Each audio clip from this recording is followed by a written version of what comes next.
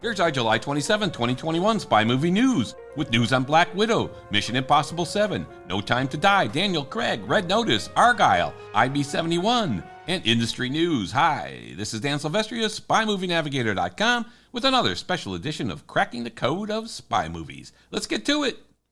Black Widow. At the end of this newscast, we will include a discussion around something likely to be a spoiler if you haven't seen the movie. We'll let you know before we start that discussion in case you want to skip the spoiler. Did Disney's decision to stream Black Widow hurt theaters? There have been many articles written both when Disney announced that Black Widow would release in the theater and on Disney Plus Premium Access on the same day. The theater industry didn't like it at the time of the announcement and has taken further, louder umbrage now that the movie has been out for a few weeks. To top it off, in-theater second-week numbers were down 67% versus opening weekend numbers. We'll focus on the post-release buzz in our discussion. The National Association of Theater Owners, NATO, put out a press release that started with this. Black Widow's excellent reviews, positive word of mouth, and strong previews and opening day totals led to a surprising 41% second-day drop, a weaker than expected opening weekend, and a stunning second weekend collapse in theatrical revenues. Why did such a well-made, well-received, highly anticipated movie underperform? It's an interesting question, and most of the press release blames Disney's decision to release Black Widow simultaneously on Disney Plus Premier Access and in the theater.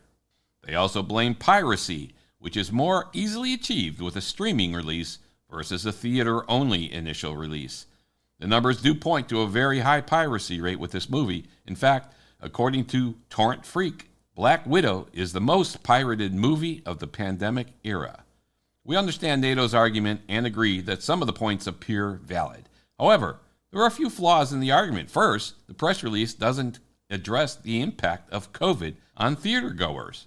It is highly likely that opening numbers were largely made up of die-hard MCU fans that wanted to be sure they saw the movie in a theater right when it was released. More casual fans may have been worried about the upsurge in COVID numbers and decided to wait or stream the movie. Second, in the press release, NATO points out that F9 had a theater first release and didn't stream on release. So, F9's theatrical release numbers were strong. However, NATO didn't point out that there was also a 67% drop in second weekend revenue for F9, even though it was only released in theaters.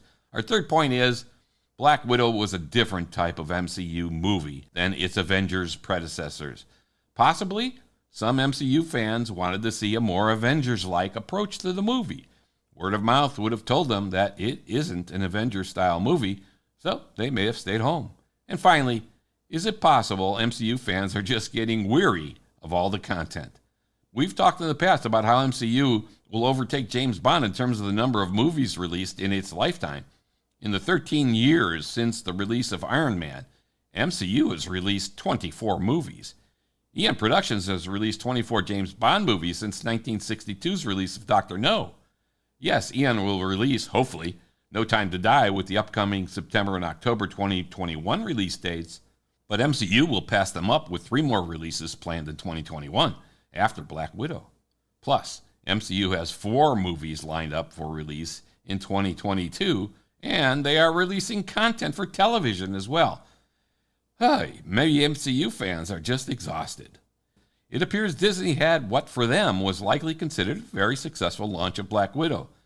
Distribution is changing, and the theater owners are in for some change as part of these changes. It seems that all of the movie companies are fiddling with their models to find the most money-making approach. That means for the production company, not necessarily the movie theater. We'll have to keep watching to see how things flush out. For us here at Spy Movie News, we will still go to spy movies in the theaters as long as that is an option. We believe it's a better viewer experience. James Bond! Okay. Happy 60th anniversary, Eon Productions. 60 years ago, Eon Productions was founded. They celebrated their anniversary on July 6th. Their first movie, Dr. No, will hit its 60th anniversary on October 5th, 2022. Happy anniversary, Eon. Bringing back Leiter. Hey, it's been 13 years since we've seen Felix Leiter in a new James Bond movie. Fortunately, No Time to Die fixes that for us Leiter fans. In an article on digitalspy.com, Jeffrey Wright makes the following comment, quote, "The surprise for me was to not be called in the previous two," he joked. "But it gives more weight to Felix's appearance if we don't see him too often." We're glad to see Felix back, especially with Wright helming the role. We also like what he says about the Bond-Leiter relationship. Quote, "We wanted to establish what is at the core of this relationship, which is this brotherhood," he explained. "It's stuff like that that keeps up our desire to finally see this movie." In the same article is the following quote from James Bond co-writer, which ramps up our desire to see what they've done. Here's the quote. "So, it's intriguing when you come back, and he's not really an agent in this one, and how you deal with that. Despite wanting to relax and fish and hang out in bars, if trouble comes knocking, he can't help himself." All right, that gives us a little clue for No Time to Die. We can't wait for its release. Daniel Craig's James Bond arc. According to an article in cinemablend.com, Barbara Broccoli confirms it is Daniel Craig's last outing, and that, quote, "it will tie into everything he's done before," unquote. Whoa. They report in the same interview, Michael G. Wilson likened the entirety of the Daniel Craig films to be, quote, "mini-series within the series." Lea Seydoux has predicted that some tears may be shed in the process. She said something like, "We're going to see a lot of emotions and an emotional development on Bond's part. New stuff, can't wait. We wonder more, but for only a couple of months more." Hopefully. No Time to Die opens in the UK September 30th and in the US October 8th. Let's keep those dates. In a similar article on ScreenRant.com, No Time to Die will complete Bond's emotional arc from Casino Royale. Hey, here they say, quote, "No Time to Die will pick up from the events of Spectre after Bond finds out that his adoptive brother is behind the international criminal syndicate out to get him." Ooh, a few more tidbits here and there. Bookmakers say Regé-Jean Page now is in the lead to play Bond. Well, looking forward from the Daniel Craig era for James Bond. According to an article on MovieWeb.com, Regé-Jean Page has taken over the lead from Tom Hardy as the bettor's favorite to be the next actor to play James Bond. Although it means nothing in reality, it is fun to speculate, as we've all been doing for a long time. All right, here's why Daniel Craig came back for No Time to Die. There's another article, pretty cool. In a recent article on independent.co.uk by Jacob Stallworthy, Daniel Craig explains why he came back for one more movie, No Time to Die. In the article, Craig says that he just didn't feel he was physically capable and he was done. But after 2 years, he was approached again by Barbara Broccoli and Michael G. Wilson, and Craig said during these discussions he came up with an idea of what the next movie could be. Quote, "a direct conclusion to the events seen in his first Bond film, Casino Royale, 2006. And, quote, "something to do with Vesper and Spectre and something that was connected in a way. It started to formulate there," he said. And he said, "I thought, here we go." So Daniel is back, as we know, in No Time to Die, coming soon. Really? Is it? Yes. All right. COVID's impact on Mission Impossible 7. We've talked about the impact of COVID on Mission Impossible 7 and 8. It appears that the virus has also had an impact on what characters would return and what characters would be available. In an article, COVID kept Angela Bassett from reprising her role as Erica Logan. On cinemablend.com, it says that Angela Bassett won't return as Erica Sloane in MI7. Bassett Sloane had replaced Alec Baldwin's character from Mission Impossible Fallout in the role of the CIA director. There's no official word if she will appear in Mission Impossible 8. The article says that COVID was responsible for Miss Bassett's absence from the movie, but we don't know if it was a scheduling conflict that popped up due to the slowdown from the pandemic or if it was other issues like a script change prompted by COVID. We know that Nicholas Hoult was supposed to play one of the bad guys in Mission Impossible 7, and he had to withdraw due to conflicting schedules. Ilsa Faust is back with an eye patch? Christopher McQuarrie posted a new black and white picture on Instagram to keep the drumbeat going for Mission Impossible 7. This time, It is a close-up of Rebecca Ferguson. She appears to have an eye patch above her eye, not covering it. Ferguson played Ilsa Faust in the last two Mission Impossible movies. What's the reason for the eye patch? An article on cinemablend.com speculates that Ilsa may have either injured her eye or the eye patch is used for honing her long-range weaponry skill. In any case, it's an intriguing photo and makes us think. You can see the photo in the same article. Upcoming spy movies. Red Notice has finally got a release date. Okay, we've been talking about Red Notice for quite some time now. This is the Netflix movie starring Gal Gadot, Dwayne Johnson, and Ryan Reynolds. In our last movie news, we mentioned that Dwayne Johnson had tweeted hashtag holidays 2021 at the end of his post about the movie. At that time we asked, which holiday? Well, we now have the answer. Both Reynolds and Johnson have released social media posts declaring November 12th, 2021 as the movie's release date. Dwayne Johnson's tweet at Netflix biggest movie ever, Red Notice, premieres in your living room around the globe on November 12th. FBI's top profiler, world's most wanted art thief, and the greatest con man the world has ever seen. That was his tweet. There are three key items to note in this short tweet. The first is the release date, November 12, 2021. The end of the year is looking up to be an exciting time for spy movie fans. The second thing to note is the premieres in your living room part. Again, there has been no official announcement of any theatrical releases. Dwayne Johnson's post implies an internet Netflix release only.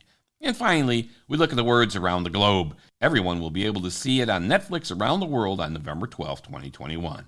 This movie, unlike many movies, will not have a staggered release schedule. We applaud this decision. We've talked about the difficulties that social media brings in keeping things secret until the audience has a chance to see the movie. No Time to Die has a 10-day gap when its release cycle starts in Belgium to when the last 6 countries get to see it. That stinks for fans in those 6 countries. This Netflix decision shows that they are looking out for the fan by releasing globally on November 12th. We wish all the studios would follow suit. Argylle.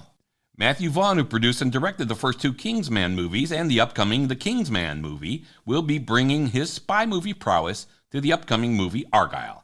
And he's assembled a star-studded cast: Henry Cavill, John Cena, Bryan Cranston, Bryce Dallas Howard, Samuel L. Jackson, Catherine O'Hara, and Sam Rockwell. Argylle is based on an upcoming spy novel with the same name and is expected to be the first in a series of novels and movies. Vaughn is still expected to be involved with the Kingsman series going forward. To quote Vaughn from the article on Variety.com, quote, "When I read this early draft manuscript, I felt it was the most incredible and original spy franchise since Ian Fleming's books of the 50s, said Vaughn. Quote, "This is going to reinvent the spy genre." Whoa, yikes, really? Given that the same article says that the novel and book will follow the globe-trotting adventures of a super spy named Argylle across the U.S., London, and other exotic locations. We here at Spy Movie News are scratching our heads trying to figure out how this will reinvent the spy genre. That basic explanation sounds like every Bond, Mission Impossible, Bourne, and Austin Powers movie plot. Okay. It should be noted that another series of books will be the basis of the upcoming The Gray Man, which we've mentioned in earlier Spy Movie newscasts. Like Argylle, they are hoping to turn that into a series of movies. It looks like spy movies are here to stay, and we love it. If these franchises can release every 2 to 3 years, it should ramp up the pressure to get James Bond movies out more quickly, too. Vidyut Jamwell to star in and produce espionage thriller IB-71. Set before the Indo-Pakistani War, Jamwell will play an intelligence officer in a story about how Indian intelligence agencies outwitted the Pakistani establishment and gave the Indian armed forces the required advantage they needed to face a two-front war. The Kingsman. The new trailer for The Kingsman looks at the origins of the Kingsman organization. It's a nice trailer. You can find it on YouTube. The Kingsman Trailer 4, 2021, Kingsman 3. Director Matthew Vaughn says, "This movie is really an origin story. This is the foundation of the Kingsman franchise." So, This should be a good movie to try to put the first two in perspective. We can't wait until it releases December 22nd, 2021. The movie, formerly known as Five Eyes, gets a release date. The Guy Ritchie, Jason Statham spy movie finally gets a release date. It will debut January 21st, 2022. We've talked about this movie in numerous Spy Movie News episodes, so we're happy to see a release date finally announced. Now, if they'd only give it a title so we could stop calling it the formerly known as Five Eyes nonsense. Okay, guys, we want to talk about your movie, so give us a name. Happy 97th birthday, Eva Marie Saint. It's hard to believe, but Eva Marie Saint just celebrated her 97th birthday on July 4th. We Spy Movie fans remember her fantastic performance in the Hitchcock thriller North by Northwest. We've got a couple of podcasts out on that movie. It's a great one. In memoriam, Richard Donner. We're sad to report the passing of Richard Donner. Although probably best known for his direction of Superman, The Goonies, and Lethal Weapon, Donner's work in television certainly has influenced spy movies. Some of his TV credits include The Man from U.N.C.L.E., Get Smart, and The FBI. An article on Donner that appears on The Spy Command says that he was Sean Connery's first choice to direct Never Say Never Again, but passed because he didn't like the script. One other James Bond twist for Donner, Guy Hamilton, did not direct The Spy Who Loved Me, as he was signed to direct Superman. That didn't work out, and Richard Donner ended up directing Superman. Black Widow spoiler about Taskmaster. We warned you. We told you. Turn it off if you don't want to hear. All right.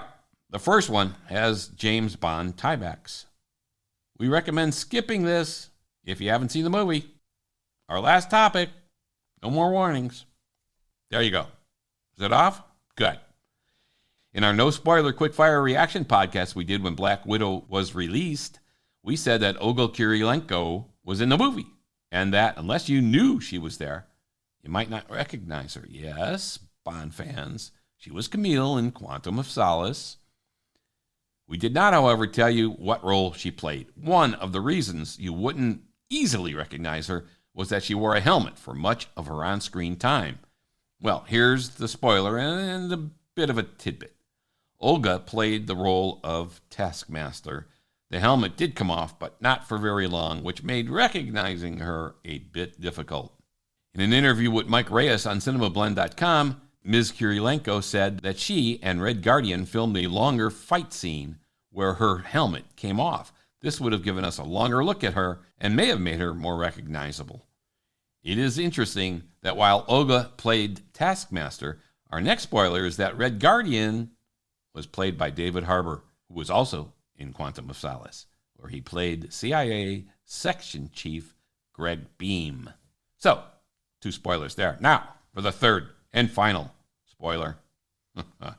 Taskmaster is not Tony Masters. This has upset fans of the comics. We won't give the final spoiler and tell you who Taskmaster is in the movie, other than identifying her as being played by a woman, Olga Kurylenko. You'll need to see the movie for that one. However, she is not Tony Masters, although she does have Tony's photographic reflexes. That's a wrap of our Spy Movie News for July 27th, 2021. This has been Dan Silvestri of SpyMovieNavigator.com. Please subscribe to our show, Cracking the Code of Spy Movies, right now through your favorite podcast app and on YouTube as well. Tell a friend about our show, give us a 5-star rating, and follow us on Facebook, Twitter, and Instagram too. Thanks for listening. We appreciate it.